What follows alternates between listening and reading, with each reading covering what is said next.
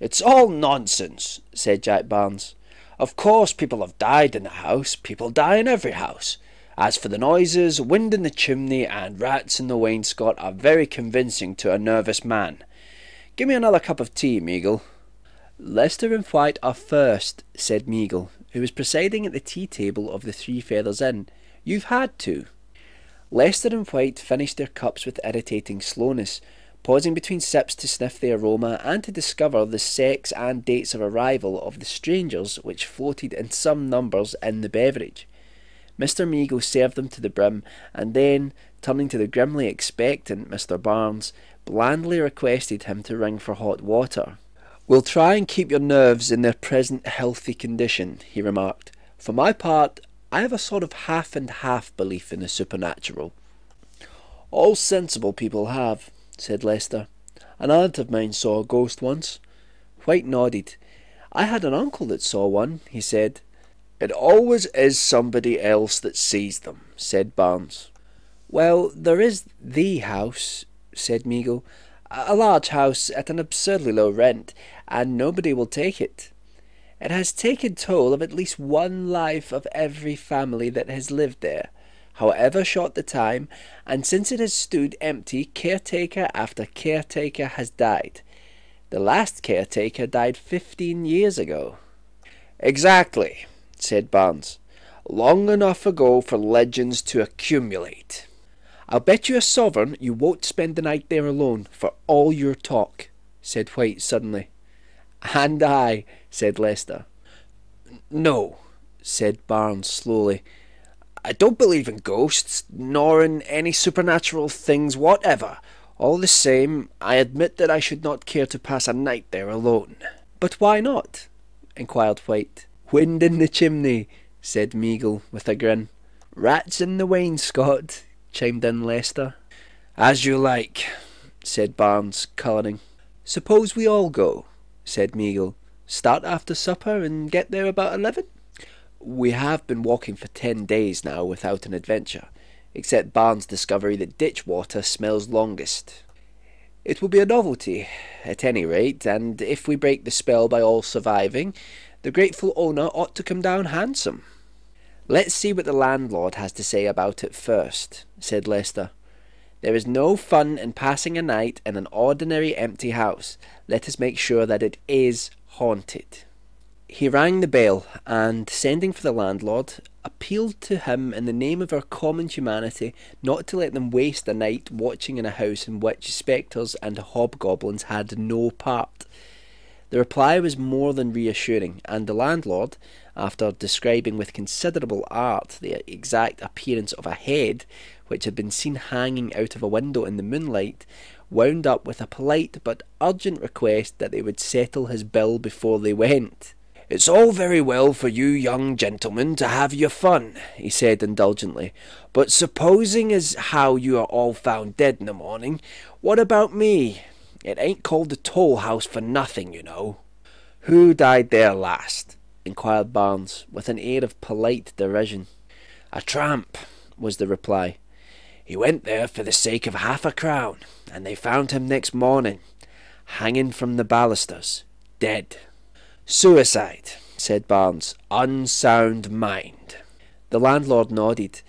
"That's what the jury brought it in," he said slowly. "But his mind was sound enough when he went in there. I'd known him, off and on, for years. I'm a poor man, but I wouldn't spend the night in that house for £100. He repeated this remark as they started on their expedition a few hours later. They left as the inn was closing for the night. Bolts shot noisily behind them, and as the regular customers trudged slowly homewards, they set off at a brisk pace in the direction of the house. Most of the cottages were already in darkness, and lights in others went out as they passed. "It seems rather hard that we have got to lose a night's rest in order to convince Barnes of the existence of ghosts," said White. "It's in a good cause," said Meagle.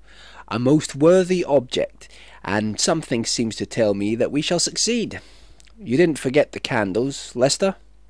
"I have brought 2, was the reply. "All the old man could spare." There was but little moon, and the night was cloudy. The road between high hedges was dark, and in one place, where it ran through a wood, so black that they twice stumbled in the uneven ground at the side of it. "Fancy leaving our comfortable beds for this," said White again. "Let me see, this desirable residential sepulchre lies to the right, doesn't it?" "Farther on," said Meagle.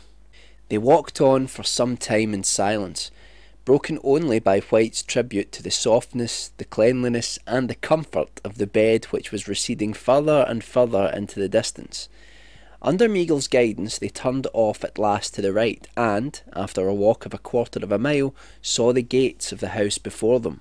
The lodge was almost hidden by overgrown shrubs, and the drive was choked with rank growths. Meagle leading, they pushed through it until the dark pile of the house loomed above them. "There's a window at the back where we can get in, so the landlord says," said Lester, as they stood before the hall door. "Window?" said Meagle. "Nonsense! Let's do the thing properly. Where's the knocker?"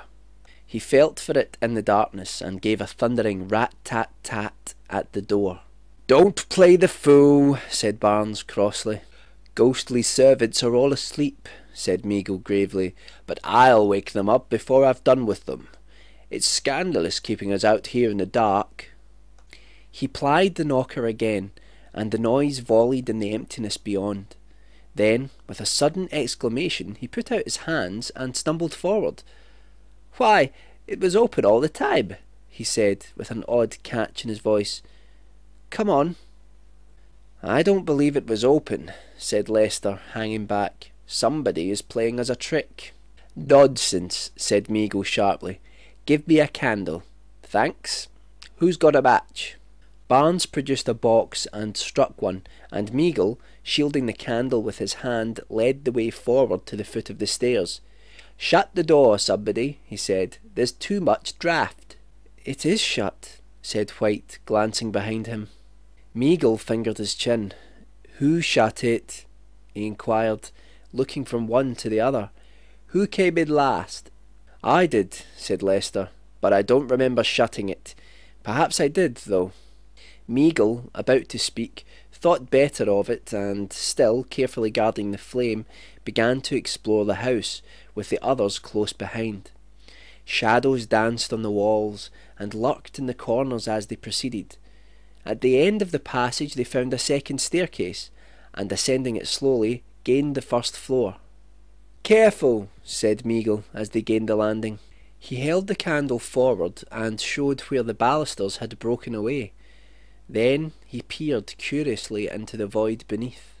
"This is where the tramp hanged himself, I suppose," he said thoughtfully. "You've got an unwholesome mind," said White, as they walked on. "This place is quite creepy enough without you remembering that.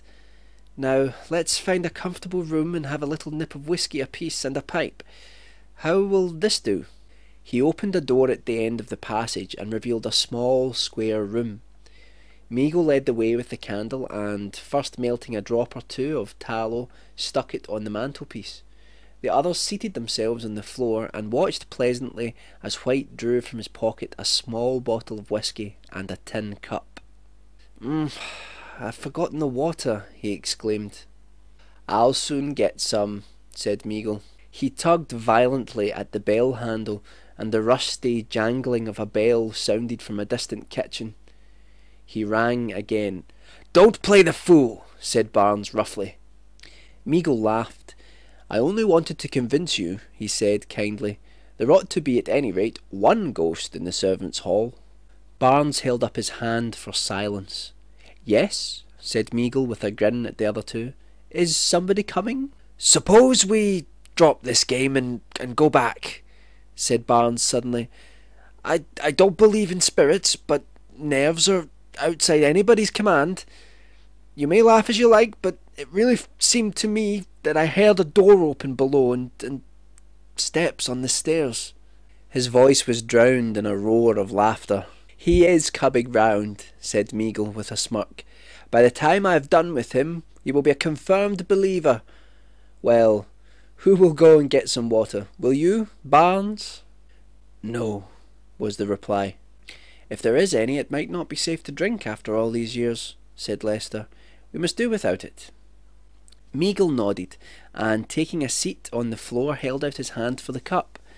Pipes were lit, and the clean, wholesome smell of tobacco filled the room. White produced a pack of cards. Talk and laughter rang through the room and died away reluctantly in distant corridors. "Empty rooms always delude me into the belief that I possess a deep voice," said Meagle. "Tomorrow I—" He started up with a smothered explanation as the light went out suddenly, and something struck him on the head. The others sprang to their feet. Then Meagle laughed. "It's the candle," he exclaimed. "I didn't stick it in enough." Barnes struck a match and, relighting the candle, stuck it on the mantelpiece, and sitting down took up his cards again.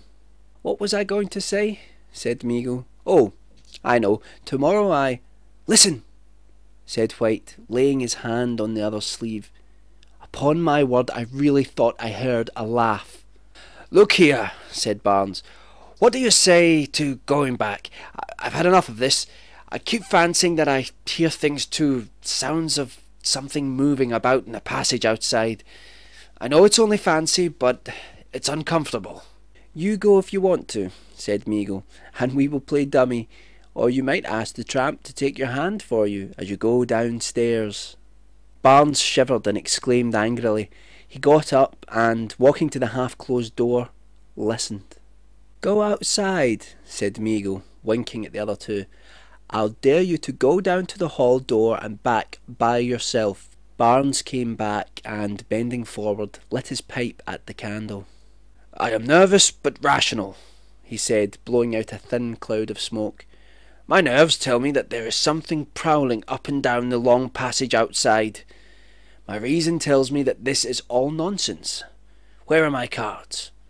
He sat down again and, taking up his hand, looked through it carefully and led. "Your play, White," he said after a pause. White made no sign. "Why, he's asleep," said Meagle. "Wake up, old man! Wake up and play!" Lester, who was sitting next to him, took the sleeping man by the arm and shook him, gently at first, and then with some roughness, but White, with his back against the wall and his head bowed, made no sign. Meagle bawled in his ear and then turned a puzzled face to the others. "He sleeps like the dead," he said, grimacing. "Well, there are still 3 of us to keep each other company." "Yes," said Lester, nodding, "unless— Good Lord, suppose—" He broke off and eyed them, trembling. "Suppose what?" inquired Meagle. Nothing," stammered Lester. "Let's wake him. Try him again. White! White!" "It's no good," said Meagle seriously. "There's something wrong about that sleep." "That's what I mean," said Lester. "And if he goes to sleep like that, why shouldn't—" Meagle sprang to his feet. "Nonsense," he said roughly. "He's tired out, that's all. Still, let's take him up and clear out. You take his legs, and Barnes will lead the way with the candle." "Yes? Who's that?" He looked up quickly towards the door. "Thought I heard somebody tap," he said with a shamefaced laugh. "Now, Lester, up with them. 1, 2... Lester? Lester!" He sprang forward too late. Lester, with his face buried in his arms, had rolled over on the floor fast asleep, and his utmost efforts failed to awake him. "He is asleep," he stammered. "Asleep!" Barnes, who had taken the candle from the mantelpiece, stood peering at the sleepers in silence, and dropping tallow all over the floor. "We must get out of this," said Meagle. "Quick!" Barnes hesitated. "We can't leave them here," he began. "We must," said Meagle in strident tones. "If you go to sleep, I shall go. Quick, come!" He seized the other by the arm and strove to drag him to the door. Barnes shook him off, and, putting the candle back on the mantelpiece, tried again to arouse the sleepers. "It's no good," he said at last, and, turning from them, watched Meagle. "Don't you go to sleep," he said anxiously. Meagle shook his head, and they stood for some time in uneasy silence. "May as well shut the door," said Barnes at last. He crossed over and closed it gently. Then at a scuffling noise behind him he turned and saw Meagle in a heap on the hearthstone. With a sharp catch in his breath he stood motionless. Inside the room the candle, fluttering in the draught, showed dimly the grotesque attitudes of the sleepers. Beyond the door there seemed to his overwrought imagination a strange and stealthy unrest. He tried to whistle, but his lips were parched, and in a mechanical fashion he stooped and began to pick up the cards which littered the floor. He stopped once or twice and stood with bent head listening. The unrest outside seemed to increase. A loud creaking sounded from the stairs. "Who is there?" he cried loudly. The creaking ceased. He crossed the door and, flinging it open, strode out into the corridor. As he walked, his fears left him suddenly. "Come on," he cried with a low laugh. All of you! Show your faces, your infernal ugly faces. Don't skulk." He laughed again and walked on, and the heap in the fireplace put out its head tortoise fashion and listened in horror to the retreating footsteps. Not until they had become inaudible in the distance did the listener's features relax. "Good God, Lester, we've driven him mad," he said in a frightened whisper. "We must go after him." There was no reply. Meagle sprang to his feet. "Do you hear?" he cried. "Stop your fooling now. This is serious. White, Lester, do you hear?" He bent and surveyed them in angry bewilderment. "All right," he said in a trembling voice. "You won't frighten me, you know." He turned away and walked with exaggerated carelessness in the direction of the door. He even went outside and peeped through the crack, but the sleepers did not stir. He glanced into the blackness behind, and then came hastily into the room again. He stood for a few seconds regarding them. The stillness in the house was horrible. He could not even hear them breathe. With a sudden resolution he snatched the candle from the mantelpiece and held the flame to White's finger. Then, as he reeled back, stupefied, the footsteps again became audible. He stood with the candle in his shaking hand, listening. He heard them ascending the farther staircase, but they stopped suddenly as he went to the door. He walked a little way along the passage, and they went scurrying down the stairs and then at a jog trot along the corridor below. He went back to the main staircase, and they ceased again. For a time he hung over the balusters, listening and trying to pierce the blackness below. Then, slowly, step by step, he made his way downstairs and, holding the candle above his head, peered about him. "Barnes!" he called. "Where are you?" Shaking with fright, he made his way along the passage and, summoning up all his courage, pushed open doors and gazed fearfully into empty rooms. Then, quite suddenly, he heard the footsteps in front of him. He followed slowly for fear of extinguishing the candle, until they led him at last into a vast, bare kitchen with damp walls and a broken floor. In front of him a door leading into an inside room had just closed.